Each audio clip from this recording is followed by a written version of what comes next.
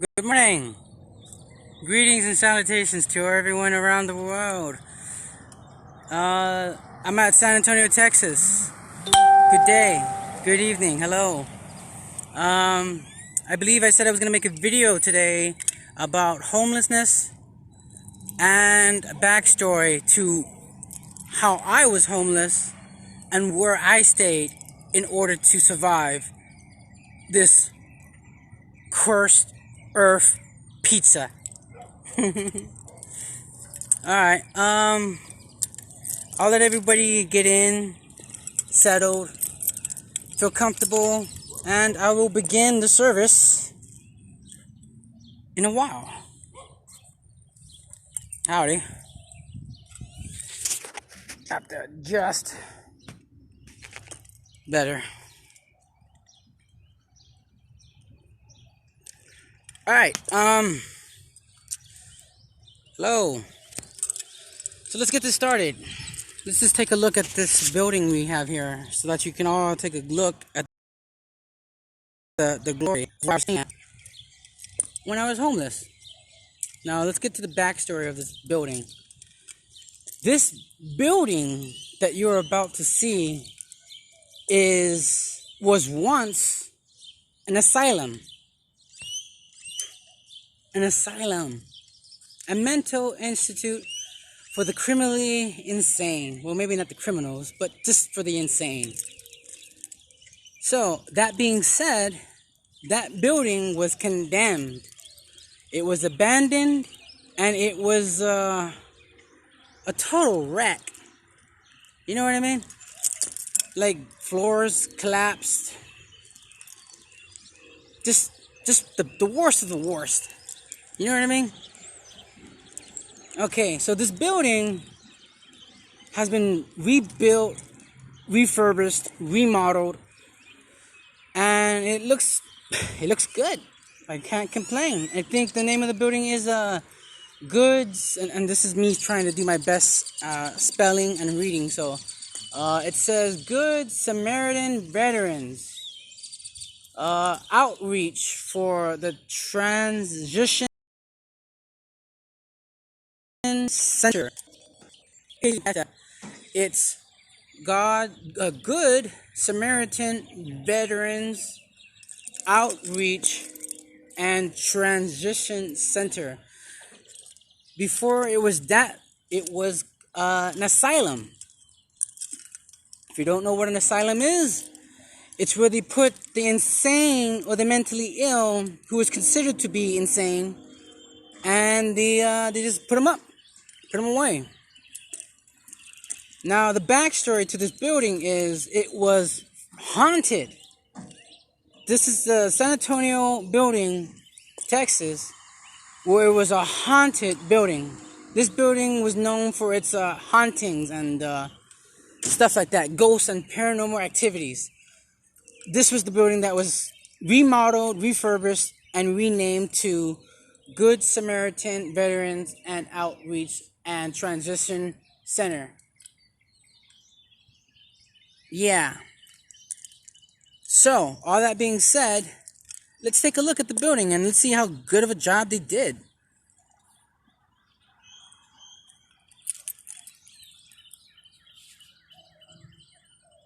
Look at that beauty. Now, when I was homeless, I actually stayed in this condemned building. It doesn't look condemned now, but brother, did it need a total remodeling. If I can zoom in, they changed the name of this building. It was an asylum for the mentally insane. Good Samaritan Veterans Outreach and Transition Center. Okay. Now let me give you the layout to this facility that you see here. There are it's a two-story building. There's the top floor. This is what you would call the ground floor. And down here, which is the basement. Yes, there's a basement in this building.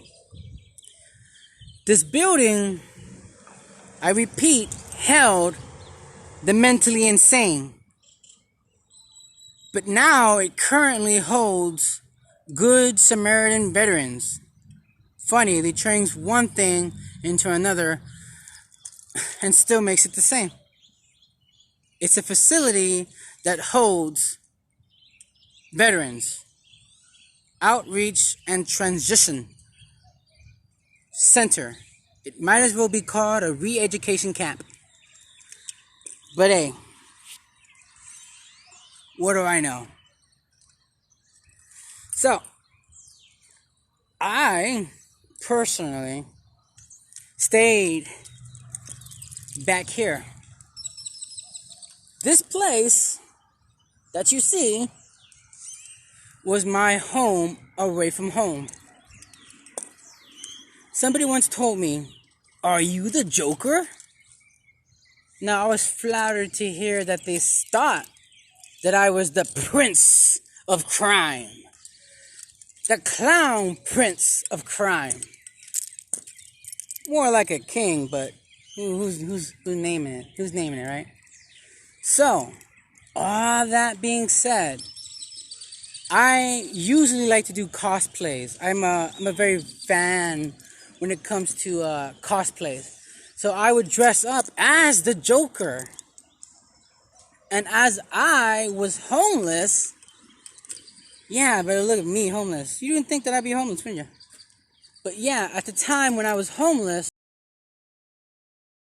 I still managed to dress up as the Joker. Alright?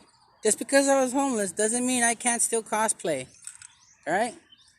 So imagine, if you will, that a homeless individual who cosplays as the Joker actually staying at a mental institute that was abandoned and allegedly haunted. Allegedly haunted.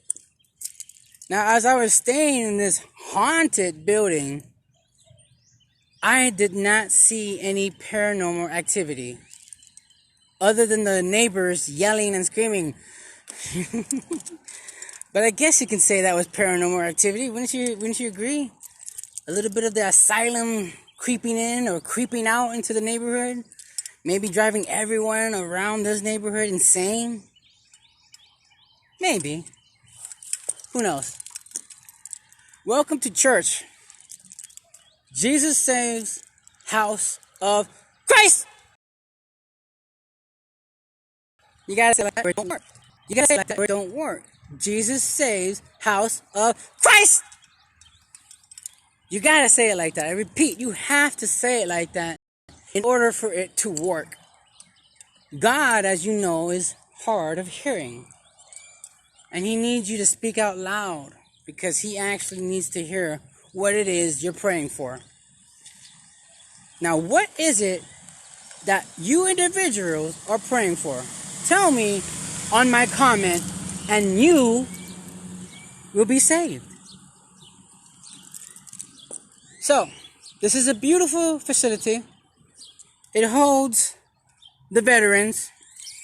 Now let's talk about homeless and veterans. Upon my job as a preacher, I will go about and do the God's work. There are veterans out in the streets and they are homeless and they are looking for help. I have ran into several veterans who are homeless and I've talked to them. And I asked them, at what point did your nation fail you as an individual who served this country as an American? And I salute you for all those who have. All that being said, I had to tell this veteran, in the behalf of the United States of America, I will say, in the behalf of every individual that is in this country, I will give you my dearest condolences, and I apologize that they have been treating you wrong. So on the behalf of the United States of America and for every individual in this country, I had to apologize to a veteran who was homeless. I'm sorry, sir. I truly am. So I apologize to the man. Helped him out as best as I could. Gave him the word of God.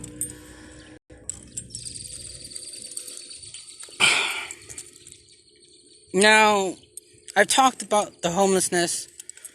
I've talked about where I stayed at when I was homeless at the time.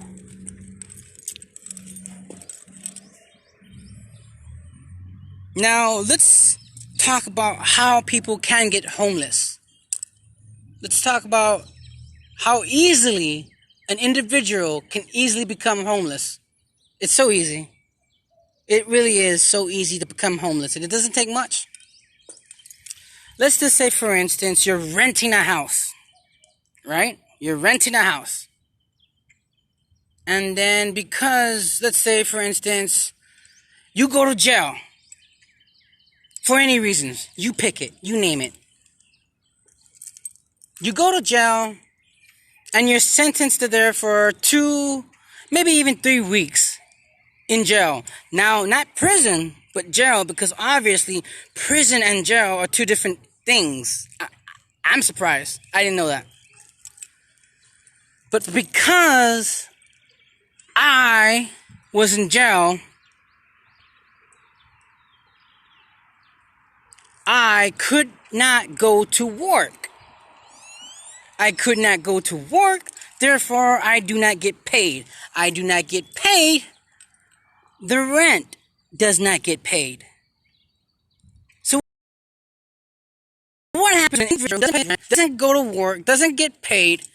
What does that individual become? Anybody? Anybody? Bueller? Homeless. Just like that. What was the point of getting out of jail when I was just gonna go to the streets? By the time I got out of jail, I lost everything. Everything. And it didn't take much, but 3 weeks. 3 weeks of not having to pay the rent and not having to get paid to pay the rent.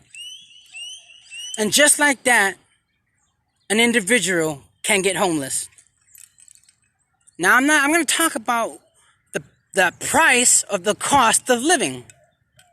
The cost of living in San Antonio, Texas, within Loop 410 or something like that, is $1,000. Can you afford $1,000 on your own as an individual? I couldn't. I could barely make ends meet as I am today, and I am receiving help. But I am not getting enough help to pay off or rent that is $1,000. $1,000. That's a joke. Even with housing, I still could not afford to live a normal life. The cost of living is way too high. The individuals that lives in the city cannot afford to pay your ridiculous price. Amazon wants to raise up their price $10. $10 without even telling anybody that they've risen the price.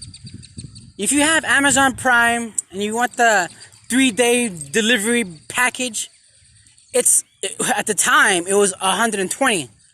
That's with tax. But now they raised it up $10 more. So now when you pay for the whole package, it's $130 with tax. So I'm supposed to pay for entertainment. I'm supposed to pay for clothing. I'm supposed to pay for electricity. I'm supposed to pay for water. I'm supposed to pay for rent. And if you own a house, guess what? You have to pay the property tax. That sounds like a lot of bills, and I'm just naming them at the top of my hat. I'm not even including the vehicle, automobiles. You have to pay for gas. You have to pay for oil. You have to pay for spark plugs. You have to pay for everything, because having a vehicle is like having a kid. There's always one thing or another. There's always something or another.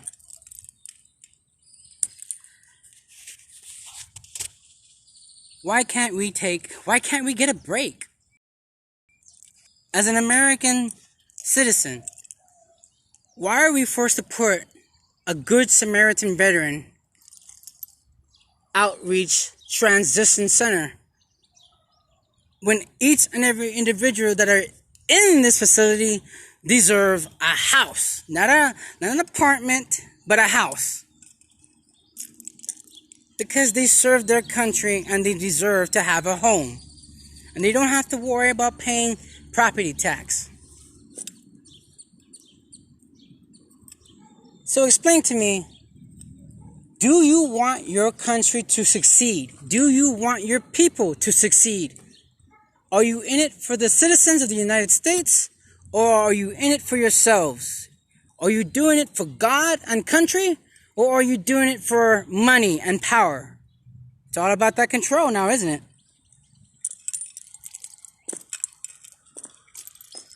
I can't believe that I was able to stay at this place for so long, dressed as the Joker, living in an asylum.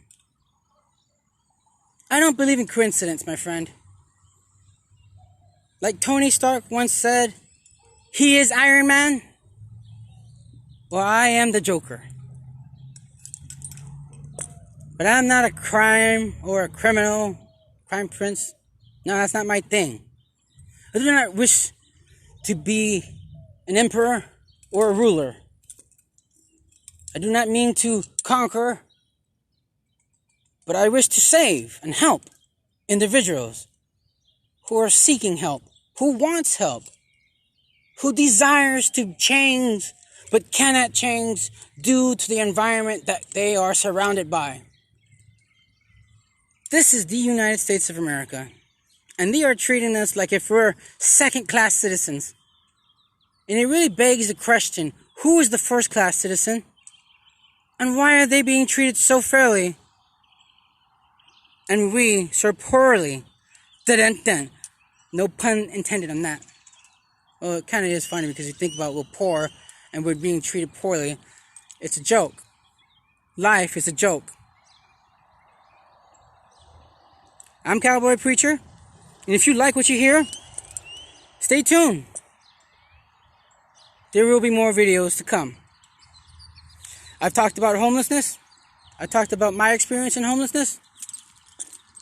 And maybe I can give you an idea of what we can do to solve homelessness. Let's talk about that. Raise the minimum wage. Raise the minimum wage. How much, you say? 100. Give every individual who wants to work $100 an hour. That alone, I did the math. Trust me, I did the math. If you pay an individual $100 an hour for 8 hours, 5 days a week, within 4 weeks, they can get enough money to pay for the rent, the water, the lights, the clothes, the food, the vehicles, maintaining the vehicles, maintaining the house, maintaining the apartment, entertainment, because God knows we need entertainment, right? We need to laugh about what we're going through, right? $100 an hour for any individual who seeks to have a job, that will cover their entire expenses. Trust me, I did the math. If you don't believe it, count it yourself. Now, I'm not a very smart individual. I'm not. But I am good when it comes to money. I am good when it comes to calculations.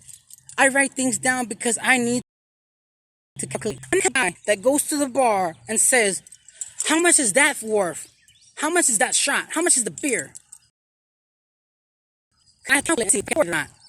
When in actuality, you go to the bar to have a good time and not to worry about the price, right? But unfortunately, it's not like that.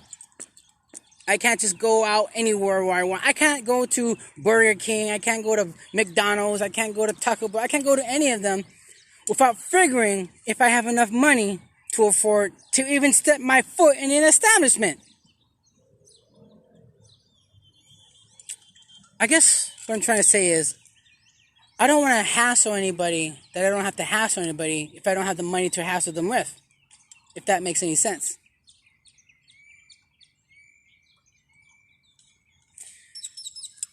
So, there's my theory.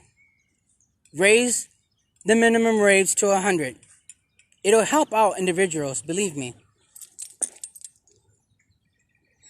And as far as the people who, like Jeff Bezos, Bill Gates, basically every American citizen who is millionaires, if not trillionaires, here's a thought. If they were true patriots, if they were true Americans, if they were a citizen of the United States, they alone can only pay off the $1 trillion debt that America is in. How much you say that America is in debt for? The United States is in debt $10 trillion. I repeat, the United States is in debt for $10 trillion. 10 trillion, dude. Jeff Bezos can pay off 10 trillion without breaking a sweat. But as an American citizen, does he have the Patriot Act in him to pay off that debt? Do you? No. He's not an American. And it makes you question, what type of American is he? If he's not a communist or a spy that was deliberately sent here to disrupt the economy. There are many forms of hostile takeover. There was war, and then there is the economy. If you destroy the economy, you own the economy. And if you own the economy, you control what goes down and what doesn't go down. So, Jeff Bezos, Bill Gates, the both of you combined can pay off the $1 trillion debt, or $10 trillion to be exact. But none of you do it. Say, for instance, you give me $100 trillion. That's $100 trillion.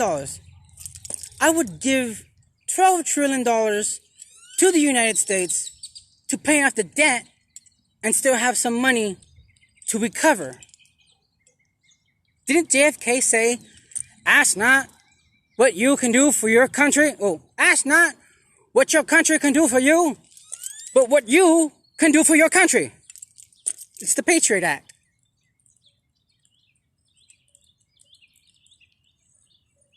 For all you billionaires and trillionaires, you're no American. If you're an American, I triple dog dare you. Yeah, I said it. Triple dog. I skipped dog. I skipped double dog. And I went straight to the throat.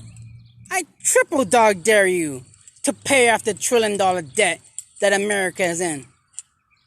But I know you guys don't got the balls or the cojones to do it. Because you're not an American. You're a spy. You are a spy, and I calls it as is. You're not an American. You're an invader. Because you alone can pay off the debt. And if you can't pay, then you have a activity. Why no one has bothered to check into your background? What are you, Russia? Germany? Or are you some kind of foreign alien? Who knows? Once again, I'm going to show you the asylum that I stayed in that kept me from the rain and the cold, that protected me from the harsh condition that this world is constantly going through. I happen to love this place. It reminds me of what I've been through. It reminds me of what I've gone through and what I've overcame.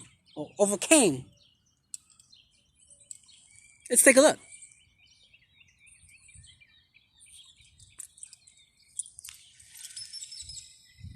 If I'm not mistaken, I used to stay right up there at that corner. I used to live there. I pitched a tent and everything. I had the perfect view. These houses, these prisoners, these prisoners you see beside it, they weren't there before. In fact, there was a house there with family and kids. Now look at it. It's an apartment. And what is an apartment but a prison? And they have to pay for that prison. Funny, right? You ought to just go to jail and let them pay for it itself. 4 rooms. Roof over your head. 3 meals a day. Count them. 3 meals a day. That sounds like a retirement place to me, if you ask me. I tell you what,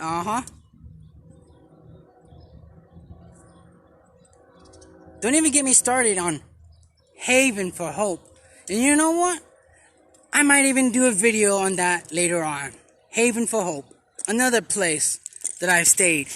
Now the thing about that place is, let's just say if I'm a construction worker, or a carpenter, or some type of electrician, I can't bring my tools with me because they won't allow it. Why? It's considered a weapon. The very tools that I need to survive and make a living are the very tools that they say I can't bring in. What kind of haven is that? How does anyone expect to live in this country when there's so many rules? Everyone is trying to make a buck, and they're trying to do it legit. But yet you force people to go out in the streets, pimp their bodies out, and you allow it. Because there is no other way to make a profit in this country. Or in this state at least. Specifically San Antonio, Texas. The housing is terrible. The rent is too high. The cost of living is getting out of control. And we're not receiving enough help. If this isn't an invasion, then it's a total annihilation. This is Sunday. I've been to 6 different churches today. Each of them closed. Closed. Or online. And nobody knows online church better than me, baby. I originated online church. I am the originator of online church before COVID came in.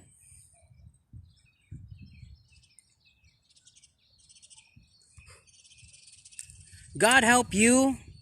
God help us. God help this country, this nation. Because if you can't see that the downfall of this nation, then you are blind as I am blind. But the difference between you and me, God gives me the sight to see. An old lady visited me one time when I was at work. And she told me, you have the sight. Now the thing is, this is the funny part. How the hell did she knew that I had the sight to see? Nobody knows that. I never told anybody that I had the sight to see. Well, until now. But yeah, I can see. I can see, but I can't see. It's crazy how it works. I see the facade. I see the truth. And if you people could see it, man, you would be surprised. You would be surprised at exactly what you people are truly living in.